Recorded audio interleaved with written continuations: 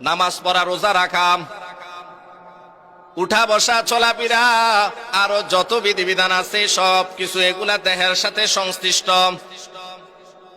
আরো কিছু বিধান আছে এগুলা মাল সম্পদের সাথে সংশ্লিষ্ট। বান্দা, তোমার কাছে টাকা আছে, আমার কাছে টাকা আছে, আমি যদি নেশাব পরিমাণ মালের অধিকারী হই, আল্লাহ তাআলা বলেন তুমি যাকাত দাও, ফিতরা দাও, ফিদিয়া দাও। এগুলা দেওয়ার হুকুম কে করেছে? আল্লাহ তাআলা। মুসলমানের জীবন এমন একটা জীবন হবে যেই জীবন লাগামহীন হতে পারবে না রে বাবা। বরঞ্চ আল্লাহ তাআলা যে বিধিবিধান আমাদেরকে দিয়েছেন ওই বিধিবিধান মোতাবেক যদি আমি আপনি আমার জীবন আপনার জীবন পরিচালনা করি, তাহলে আমার জীবন আপনার জীবনটা সফলতার কামিয়াবি চাবিকাঠি পেয়ে যাব। আর যদি আমার জীবন আপনার জীবন মন করা মতো চালায়, তাহলে আমার আপনার জীবনটা নাকাম হয়ে যাবে। আমাকে আল্লাহ ধন সম্পদ দিয়েছেন, আমার ধন সম্পদ আছে, আমি সাহেবে নেশাবের মালিক, আমি নেশাব পরিমাণের অধিকারী। তাহলে আল্লাহ বলে দিয়েছেন, ও বান্দারা, তোমরা যদি নেশাব পরিমাণ মালের অধিকারী হও, তাহলে তোমরা যাকাত দিবে। মালের সাথে সম্পর্কিত ইবাদতের মধ্যে সর্বপ্রথম গুরুত্বপূর্ণ সর্বপ্রধান গুরুত্বপূর্ণ ইবাদত হলো যাকাত। আর দেহের সাথে গুরুত্বপূর্ণ ইবাদতের নাম হলো নামাজ। আল্লাহর নবী রাহমাতুল লিল আলামিন যখন যুদ্ধের জন্য বিভিন্ন সাহাবাই কেরামদেরকে প্রেরণ করতেন বিভিন্ন জায়গায়, বলে দিতেন তোমরা তাদের সাথে যুদ্ধ করতে থাকবে রে বাবা, ওই সময় পর্যন্ত যতক্ষণ পর্যন্ত না তারা ঈমান না আনবে, যতক্ষণ পর্যন্ত না তারা যাকাত না আদায় না করবে, নামাজ না পড়বে, এই তিনটা যতক্ষণ পর্যন্ত না করবে ততক্ষণ পর্যন্ত তোমরা তাদের সাথে জিহাদ চালিয়ে যাবে। অর্থাৎ ঈমান না আনবে, যাকাত না দিবে, নামাজ না পড়বে, এই তিনটা যতক্ষণ পর্যন্ত করবে না ততক্ষণ পর্যন্ত তোমরা তাদের সাথে জিহাদ করতে থাকবে, যতক্ষণ পর্যন্ত না তারা ঈমান না আনবে, যাকাত না দিবে, নামাজ না পড়বে। যদি যাকাত দেয়, ঈমান আনে এবং নামাজ পড়ে, তাহলে তোমরা তাদের সাথে জিহাদ করিও না, বরং তো তাদেরকে ছেড়ে দাও। নামাজ এমন একটা গুরুত্বপূর্ণ ইবাদত, যাকাত এমন একটা গুরুত্বপূর্ণ ইবাদত, দৈহিক গঠনের সাথে যে সমস্ত ইবাদতের সংশ্লিষ্টতা রয়েছে সর্বপ্রথম সর্বপ্রধান ইবাদত হচ্ছে নামাজ। বান্দা বান্দীদের নামাজ যদি ঠিক হয়ে যায়, তাহলে দিনের সবকিছু ঠিক হয়ে যাবে। বান্দা বান্দীদের নামাজ যদি ঠিক হয়ে যায়, যথাযথভাবে আদায় না করে, তাহলে তার দুনিয়া ও আখিরাত সবকিছু নষ্ট হয়ে যাবে। মালের সাথে সম্পর্কিত ইবাদতের নাম হলো যাকাত। কি? যাকাত। এই কারণে আল্লাহ রাব্বুল আলামিন যাকাত এবং নামাজের কথা কুরআনুল কারীমের মধ্যে অসংখ্য গণিতবার উল্লেখ করেছেন। কোন riwayতের মধ্যে আসছে নামাজের কথা আসছে 121 বার, কোন riwayতের মধ্যে আসছে 82 বার, কোন riwayতের মধ্যে আসছে 100 বার, আবার যাকাতের কথা আসছে 32 বার। এটা কেন রে বাবা? একমাত্র গুরুত্বের খাতিরে এত বেশি উল্লেখ করা হয়েছে। নামাজের কথা 700 বার ইঙ্গিত করা হয়েছে, ডাইরেক্ট অনেকবার উল্লেখ করা হয়েছে। যে ব্যক্তি পরিপূর্ণভাবে নামাজ পড়বে, দৈনিক 5 ওয়াক্ত নামাজ পড়বে, আল্লাহ রাব্বুল আলামিন তাকে দুনিয়া আখিরাতে 5টি পুরস্কার দিবেন। কয়টি? মান হাফাযা আলাস সালাতি আকরামাল্লাহু তাআলা বিখামসি খিসালিন يرفع عنه ضيق العيش وعذاب القبر ويعطيه الله كتابه بيمينه ويمر على الصراط كالبرق ويدخل الجنة بغير حساب। যে বান্দা বান্দিরা, ও মা বোনেরা শুনেন, ও কুটুইশা গ্রামের এলাকার যুবক ভাইয়েরা, ও আমার বৃদ্ধ বাবারা, যারা দাঁড়িয়ে এখনো পাকে নাই, ও যুবক ভাইয়েরা শুনে নাও, ও বাবারা শুনে নাও, যারা দৈনিক 5 ওয়াক্ত নামাজ জামাতের সাথে যত্ন সহকারে আদায় করবে, এবং মা বোনেরা, পর্দানিশী মা বোনেরা ঘরের কোণার মধ্যে যথাযথভাবে যত্ন সহকারে আদায় করবে, আল্লাহ রাব্বুল আলামিন তাকে দুনিয়া এবং আখিরাতে 5টি পুরস্কার করবেন, পুরস্কারে পুরস্কৃত করবেন। 1 নাম্বার, ইয়ারফাউ আনহু দিকাল আইশ, তার রিজিকের সংকীর্ণতা থেকে আল্লাহ তাআলা তাকে মুক্তি দিবেন। সুবহানাল্লাহ। আমরা দুনিয়াতে এত কষ্ট করি কেন ভাই? আয় রোজগার করার জন্যই তো, নাকি? টাকা পয়সা ইনকাম করার জন্য, একটু সুখ শান্তি থাকার জন্য, এটাই তো। তোই আল্লাহ তাআলা আপনাকে এই সংকীর্ণতা থেকে মুক্তি দিবেন যদি আমি আপনি দৈনিক 5 ওয়াক্ত নামাজ যথাযথভাবে পড়তে পারি। আল্লাহ তাআলা আমাদেরকে পড়ার তৌফিক দান করুক। ওয়াদাবাল কবরে, 2 নাম্বার, বান্দা বান্দিরা যদি যথাযথভাবে যত্ন সহকারে সময় মতো 5 ওয়াক্ত নামাজ পড়ে রে, আপনি যখন মরবেন, আমি যখন মরব, তখন আল্লাহ তাআলা আমার আপনার কবরের আযাব হটায়া দিবেন, দূর করে দিবেন। সুবহানাল্লাহ। ওয়ায়ুতিহিল্লাহু কিতাবাহু বিয়ামিনি, কিয়ামতের ময়দানে আমার আপনার আমলনামা ডান হাতের মধ্যে প্রদান করবেন। আমি আপনি যদি দৈনিক 5 ওয়াক্ত নামাজ যত্ন সহকারে আদায় করতে পারি, আমার আপনার আমলনামা কোথায় আসবে? ডান হাতে। ওয়ায়ুতিহিল্লাহু কিতাবাহু বিয়ামিনি ওয়ায়ামুরু আলাস সিরাতি কাল বারকি, 4 নাম্বার, বিদ্যুতের গতিতে ফুলসিরাত পার হয়ে যেতে পারবো। ফুলসিরাত এমন একটা জিনিস, খুব চিকন, আপনারা সকলে জানেন। এটা পার হয়ে যেতে পারবেন যদি যত্ন সহকারে নামাজ পড়তে পারেন 5 ওয়াক্ত। 5 নাম্বার, ওয়ায়াদখুলুল জান্নাতা বিগাইরি হিসাব, বলা হয়েছে যদি আপনি 5 ওয়াক্ত নামাজ যথাযথভাবে সময় মতোভাবে সময় করে সুন্দরভাবে আদায় করতে পারেন, বিনা হিসাবে আল্লাহ পাক আপনাকে জান্নাতে প্রবেশ করে দিবেন। সুবহানাল্লাহ।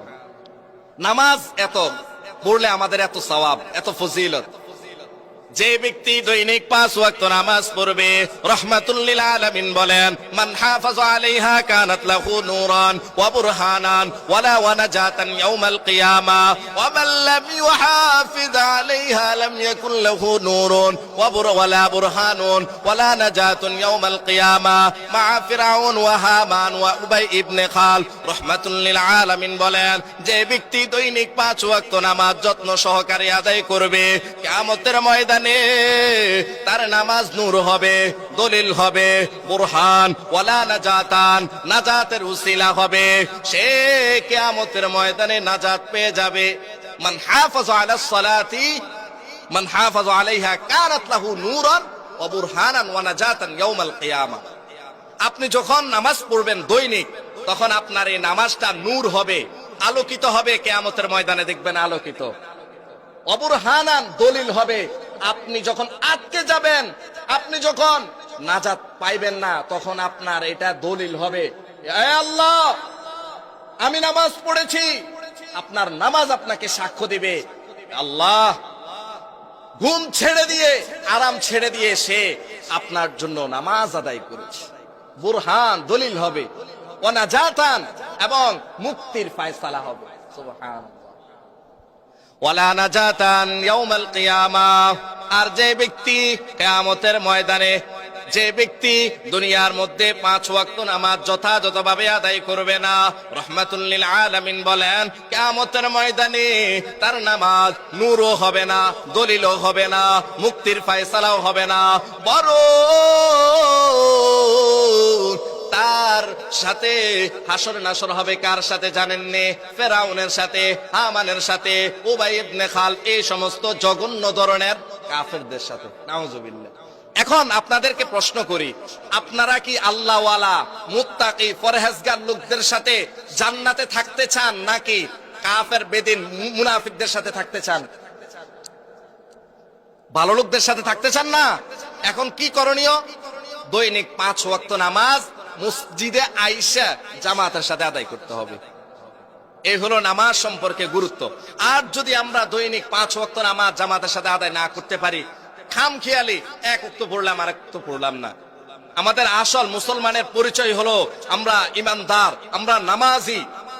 নামাজ যার ভিতরে নাই, তার ভিতরে কোনো কিছুই নেই। নামাজ হলো দ্বীনের খুঁটি, বুঝছেন? এই কারণে নামাজ পড়বো তো ইনশাআল্লাহ। এখন আসেন, যাকাত।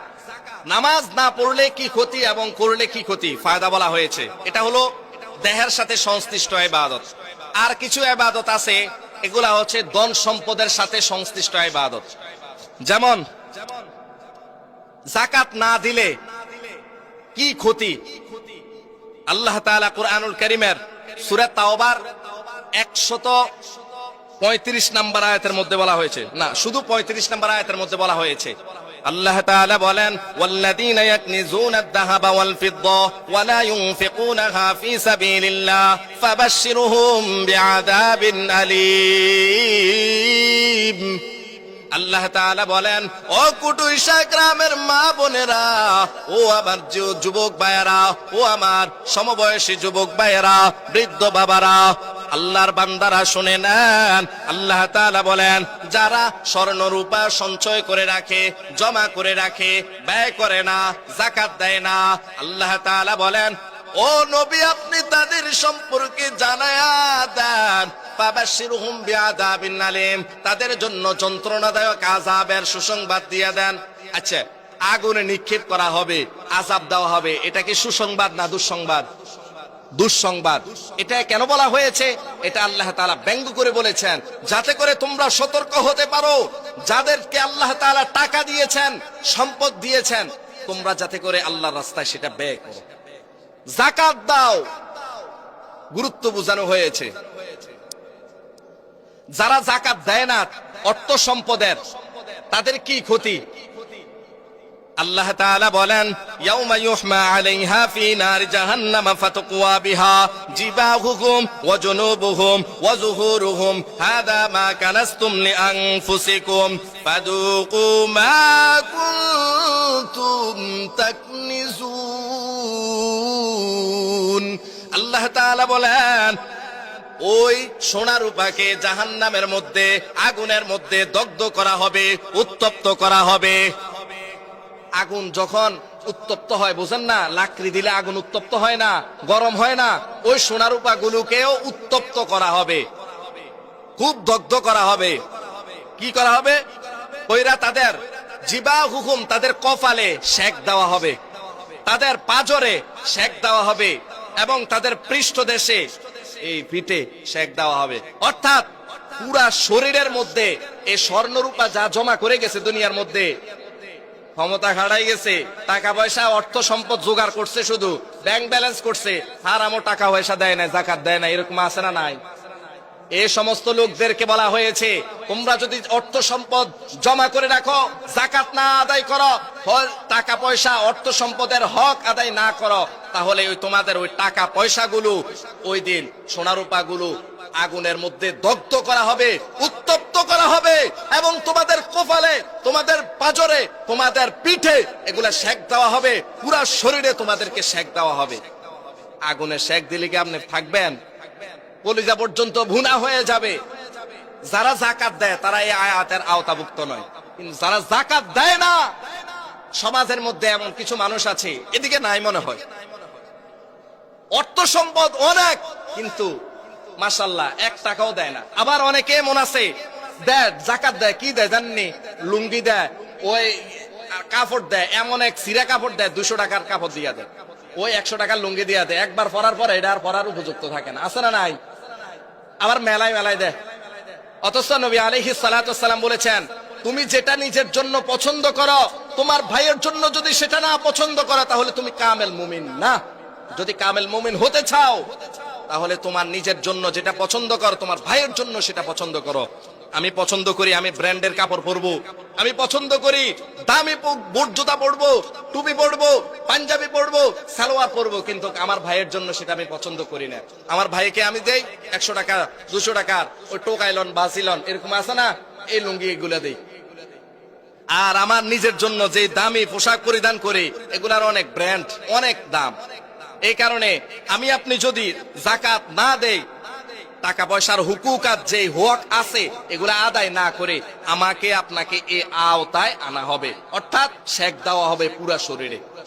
নবী আলাইহিস সালাতু ওয়াস সালাম বলেন, যে ব্যক্তি মালদার কিন্তু যাকাত দেয় না, অর্থ সম্পদের যাকাত দেয় না, তার কি ভয়াবহতা। রাহমাতুল লিল আলামিন বলেন, ইয়াতিল কানজু শুজাআন আকরা ফায়ালকা সাহিবাহু ইয়াউমাল কিয়ামাম ফায়াফিরু মিনহু আনা কানজুকা আনা মালুকা। রাহমাতুল লিল আলামিন বলেন, যারা ধন সম্পদের যাকাত দেয় না, হক যে আছে এগুলা আদায় করে না, কিয়ামতের ময়দানে তাদেরকে ডাকা হবে, ইয়াতিল কানজু শুজাআন আকরা ফায়ালকা সাহিবাহু, তাদের এই ধন সম্পদগুলো, টাকা পয়সাগুলো বিশাল অজগর সাপে রূপান্তরিত হবে এবং ফায়াফিরু মিনহু, এই দুই সোয়ালের মধ্যে শুধু কামড়াইতে থাকবে, নাউজুবিল্লাহ। আর বলবে, আনা কানজুকা আনা মালুকা, আমি তোমার সম্পদ, আমি তোমার মাল, যে সম্পদ তুমি জমা করে রেখেছিলে দুনিয়ার জিন্দেগিতে, আমি তোমার এগুলা। এখন আমাদের সন্তানাদিদের জন্য যে সম্পদ রেখে যায়, সন্তানাদিদের জন্য যে সম্পদ রেখে যায়, এগুলা আমার সন্তানাদিদের জন্য কাজে লাগতেও পারে, নাও লাগতে পারে। কিন্তু যেটা নিশ্চিত, আমি সম্পদওয়ালা হয়েছি, মালওয়ালা হয়েছি, ধন সম্পদের মালিক হয়েছি, আমি যদি সম্পদের হক আদায় না করি, যাকাত না দেই, নিশ্চয়ই আমাকে শাস্তির আওতায় পড়তেই হবে, জাহান্নামে যাইতেই হবে, এটা নিশ্চিত। কিন্তু আমি সন্তানাদিদের জন্য রেখে যাচ্ছি, সন্তানাদিদের জন্য রেখে যাওয়ার কারণে আমি সন্তানের এই ওজোর দেখাইয়া হক যে আছে, যাকাত যে আছে, এগুলা দেই না, তাহলে আমার এই সন্তান এই সম্পদের দ্বারা উপকৃত হবে কিনা এটা তো গ্যারান্টি নাই।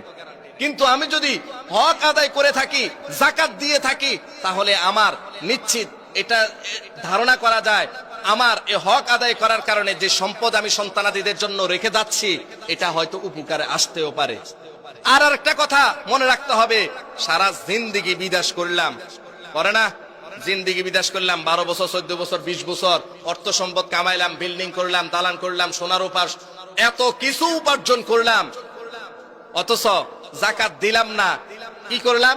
মারা গেলাম। তখন এই মারা যাওয়ার পরে আমাকে শাস্তি ভোগ করতে হবে। দুনিয়াতেও আরাম পাইলাম না, শাস্তি আর কষ্ট। স্ত্রী, বৈধ স্ত্রী থাকা সত্ত্বেও, ছেলে সন্তান থাকা সত্ত্বেও বিদেশ বিরাজ্যের মধ্যে আছিলাম, টাকা পয়সা কামাইছি, কিন্তু আজ এই টাকা পয়সার হক না আদায় করার কারণে ওখানেও মাইর দিব, আর দুনিয়াতে সুখ করতেই পারলাম না। এটা নিজের প্রতি অহেতুক জুলুম করা হলো। আর আল্লাহ তাআলাও বলে দিয়েছেন, তোমরা সম্পদের হক যে আদায় করবে 40 ভাগের 1 ভাগ। কি 40 ভাগের 1 ভাগ? আল্লাহ তাআলা তো এটাও বলতে পারতেন, ও বান্দারা, তোমরা যেই সম্পদ উপার্জন করো, যে টাকা পয়সা উপার্জন করো, ওই টাকা পয়সা যা উপার্জন করো গো, ওই টাকা পয়সা সবগুলা আমার রাস্তায় ব্যয় করে দাও। এটা তো বলেন নাই, কারণ কি জানে আল্লাহ তাআলা এমন কোন বিধান দেন নাই যেটা বান্দা বান্দীদের সাধ্যের বাহিরে। আল্লাহ তাআলাও বলেছেন, লা ইউকাল্লিফুল্লাহু নাফসান ইল্লা বুসাহা, আমি বান্দা বান্দীদেরকে এমন কোন বিষয় দেই নাই যেটা চাপ পড়ে যাবে। অর্থাৎ আমি যদি বলে দিতাম, যা উপার্জন করো, সবকিছু আমার জন্য উপার্জন করো, আমার রাস্তায় ব্যয় করে দাও, এটা জুলুম হয়ে যাবে। কারণ মানুষের দুনিয়ার ক্ষেত্রে কিছু আকর্ষণ আছে, এই কারণে আল্লাহ তাআলা বলেছেন, ও বান্দারা, তোমরা যে অর্থ সম্পদ উপার্জন করবা, যদি নেশাব পরিমাণ মালের অধিকারী হয়ে থাকো, তাহলে 40 ভাগের 1 ভাগ আমার রাস্তায় দিয়ে দাও। 40 ভাগের 1 ভাগ, শতকরা 2.5 টাকা। এটা দিত আমাদের এত কষ্টবোধ হয়। টাকা, এই সম্পদের যাকাত দিতে আমাদের এত কষ্টবোধ হওয়ার কারণটা কি? টাকা পয়সার মালিক তো আমি আসল না, আসল মালিক হলেন আমার আল্লাহ। কে? আল্লাহ। আমাকে শুধু এতটুকু ক্ষমতা দেওয়া হয়েছে, বান্দা তুমি এটাকে নাড়াচাড়া করো। আর আমি কেন কার্পণ্য করব? আসল মালিক যিনি, আমাকে আল্লাহ তাআলার রাস্তায় ব্যয় করতে বলেছেন, আমি আসল মালিক না, আমি নকল মালিক, তাহলে আমাকে এত কার্পণ্য করার কি আছে? আল্লাহ তাআলাও বলেছেন, আনফিকু ফি সাবিলিল্লাহ, তোমরা আমার রাস্তায় খরচ করো, আমার দেওয়া টাকা পয়সা থেকে খরচ করো রে বাবা। এখানে বলা হয়েছে, আমি যে আয়াতের মধ্যে বলা হয়েছে, আমি যে অর্থ সম্পদ দিয়েছি, যে টাকা পয়সা দিয়েছি, স্বর্ণ রূপা দিয়েছি, ওই টাকা পয়সা থেকে তোমরা খরচ করো। এখানে বলা হয়েছে আমার টাকা থেকে খরচ করো। এখন আপনার নিজের তো টাকা না, এটা তো আল্লাহ তাআলাই আপনাকে দিয়েছে নাকি? তাহলে এখানে খরচ করতে কি সমস্যা?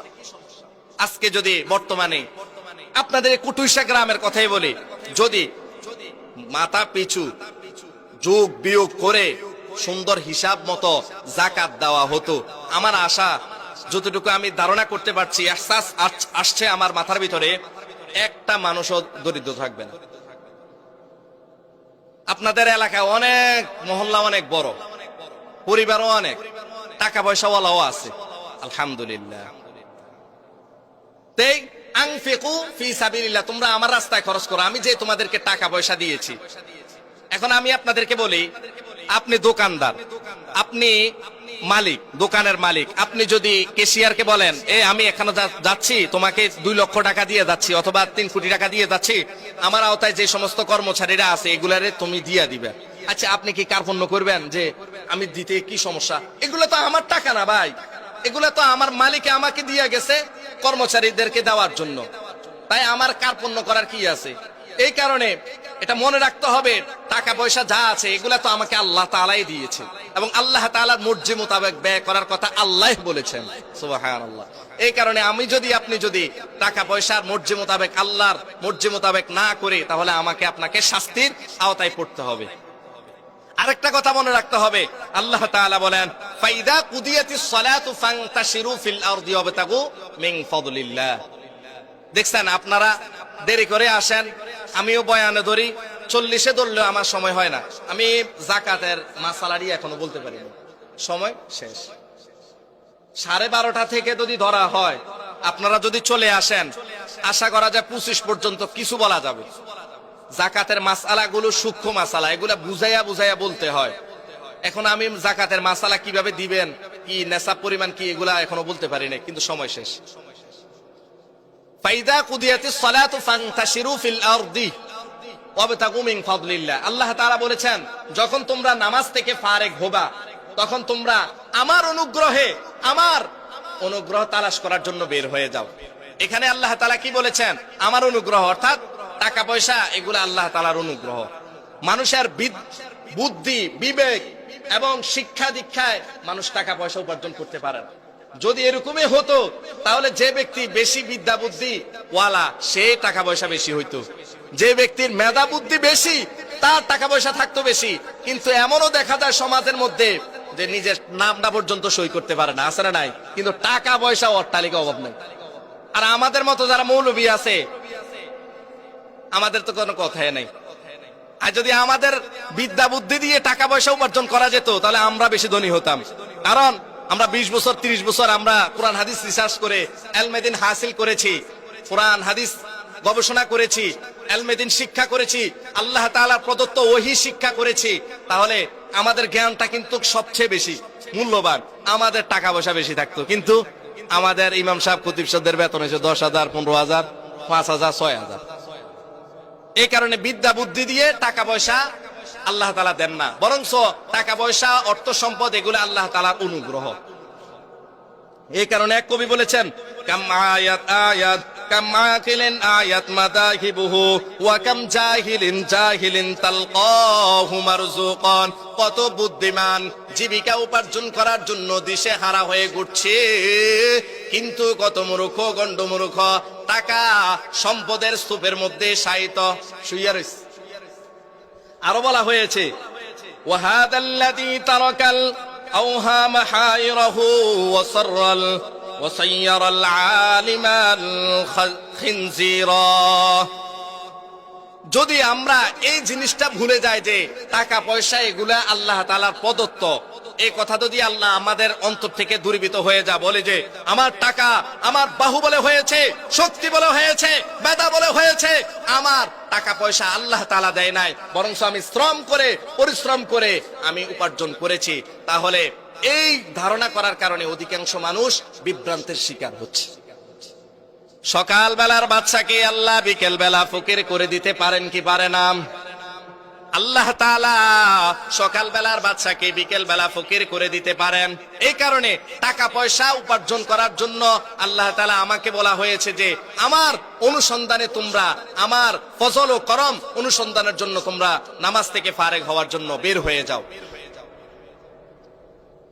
আর যারা অবৈধ পন্থায় টাকা পয়সা উপার্জন করে, যারা মাদ্রাসা মসজিদ এবং ইমাম খতিব আলেম ওলামাদেরকে শ্রদ্ধা করে টাকা পয়সা ব্যয় করে, তাদের টাকা পয়সা বরকত আছে। এবং হালাল উপায়ে টাকা পয়সা ব্যয় অর্জন করে, তাদের এই টাকা পয়সা বরকত হয়। কিন্তু যারা অবৈধভাবে সুদ ঘুষের মাধ্যমে বিভিন্ন অবৈধভাবে সিন্ডিকেট করে ডাকাতি করে মানুষ থেকে টাকা পয়সা উপার্জন করে, শুনে রাখবেন তাদের টাকা পয়সা বরকত হয় না। টাকা পয়সার যে মাকসাদ একটু সুখ শান্তিতে থাকা, একটু আরাম আয়েশে থাকা, তাদের কপালে এটা জোটে না। কারণ কি? একমাত্র অবৈধভাবে থাকার কারণে। দেখবেন যারা কিস্তি টাকা পয়সা আনে, কিস্তিতে আনে, সুদে নেয়, সুদে লাগায়, তাদের অন্তরের মধ্যে শান্তি নেই, একমাত্র হারাম উপায়ের জন্য। আল্লাহ তাআলা বলেন ইয়ামহাকুল্লাহুর রিবা ওয়া ইউরবিস সাদাকাত, আল্লাহ রিবাকে, সুদকে মোচন করে দেন আর দান সদকাকে আল্লাহ তাআলা বৃদ্ধি করে দেন। যখন যেভাবে মুনাসেব ওই সময় ওইভাবে করে দেন। অর্থাৎ আপনার যখন একটা জ্বর হবে, আপনি যখন হালাল উপায়ে থাকবেন, আপনার জ্বর হয়েছে, একটা নাফা খাইলে আপনি শেষ। কিন্তু যারা অবৈধভাবে উপার্জন করে টাকা পয়সা, দেখবেন একটু ফ্যাট ব্যথা হয়েছে, একটু মাথা ঘুরাইছে, কয়ে মেডিকেলে নিয়ে যা, টাওয়ার হসপিটালে নিয়ে যা, কেন নিয়ে 10,000 20,000 30,000 1 লক্ষ টাকা শেষ। আর আপনারও একই অসুখ, নাফা একটা খাইছেন শেষ, হয় না এরকম? এই কারণে এই অবৈধ উপায়ে যদি আমরা খরচ উপার্জন করি, তাহলে আমাদের এই সমস্যা, বরকত হয় না। আর যাকাতের মাসালার ক্ষেত্রে 3টা জিনিস জানা জরুরি। ইনশাআল্লাহ এখন তো সময় নাই, আগামী সপ্তাহ এই যাকাতের আরো কিছু আলোচনা করা হবে। আল্লাহ তাআলা আমাদেরকে যা আলোচনা করেছি, আমাকে আপনাদেরকে আমল করার তৌফিক দান করুক। বিশেষ করে যাদের টাকা পয়সা আছে, অর্থ সম্পদ আছে, আমরা সকলে